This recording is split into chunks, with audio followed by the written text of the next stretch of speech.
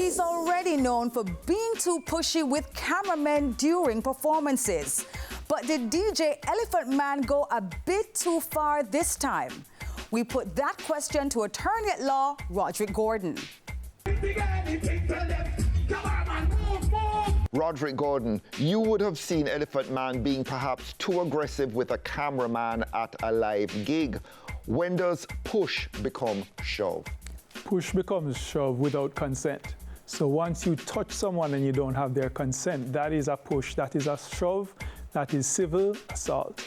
Even if this is part of the act, literally, is there legal jeopardy if someone is injured? There is legal jeopardy. Ideally, you would have signed agreeing to this and you would exclude any liability that may come to yourself. Clearly, in this case, that didn't happen.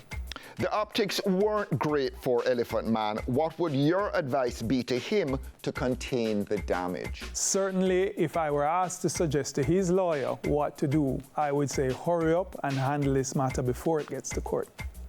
Handle it by doing what? Settle it. Whatever the remedy that has been asked is, find a way to do it quickly and with humility. And in the future, avoid pushing people?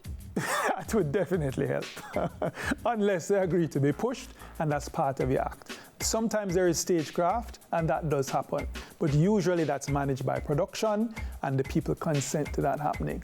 Is there another situation that you can recall which is similar to this one? There have been several, and where the parties did not settle before it got to court, it resulted in significant damages in favor of the party who said they were harmed.